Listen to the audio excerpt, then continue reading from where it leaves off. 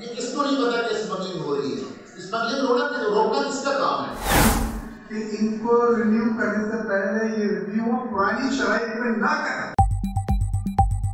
ملکی ابتر معاشی صورتحال، ڈالر کی بے قابو پرواز، توانائی کے فقدان اور بجلی و پیٹرول نرخوں میں ہوشربا اضافے سے پریشان تاجر و صنعت کار میدان میں آ گئے۔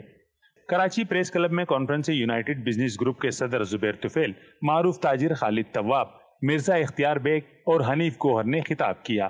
اس موقع پر تاجر رہنماؤں کا کہنا تھا کہ ملک میں پیٹرولیم مصنوعات کی قیمتوں اور بجلی نرخوں میں ہوشربا اضافے نے صنعت کو بری طرح متاثر کیا ہے۔ دوسری جانب ڈالر کی ذخیرہ اندوزی اور اندرونی و بیرونی اسمگلنگ نے معیشت کو ہلا کر رکھ دیا ہے۔ اور گورنمنٹ نے اس کے اوپر ریگولیٹر بنایا ہوا ہے۔ تو میں ان تمام جو مافیاز کی جو بات کرتے ہیں اس کو میں صرف اور صرف اداروں کو میں اس کا قصوروار ٹھہراؤں گا۔ ادارے اپنا کام نہیں کر رہے۔ آج ہم بات کرتے ہیں کہ آج اسمگلنگ ہو رہی ہے، یہ کس کو نہیں پتا کہ اسمگلنگ ہو رہی ہے؟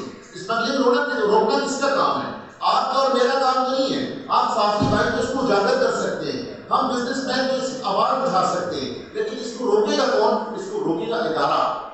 تاجر رہنماؤں نے آئی پی پیز کو ڈالرز میں ادائیگی کو بھی بجلی قیمتوں میں اضافے کی بڑی وجہ قرار دیا اور ساتھ ہی حکومت سے مطالبہ کیا کہ نئے معاہدے پرانی شرائط پر ہرگز نہ کیے جائیں۔ اس کو ڈالر میں لایا گیا، اس میں کیپیسٹی سرچارج کی وہ پیمنٹیں بجلی آپ نے نہیں خریدی، لیکن کیپیسٹی سرچارج سے مطلب وہ بھی ادائیگی کر رہے ہیں۔ یہ آئی پی پی ایگریمنٹ اب ایکسپائر ہونے جا رہے ہیں، کسی کو 10 سال ہو گئے، کسی کو 15 سال۔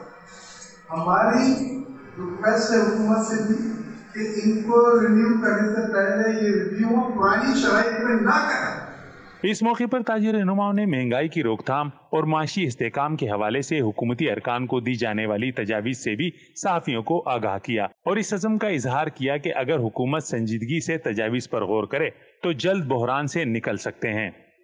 کیمرامین محمد ویس کے ساتھ عمر الرحمان، جسارت نیوز، کراچی۔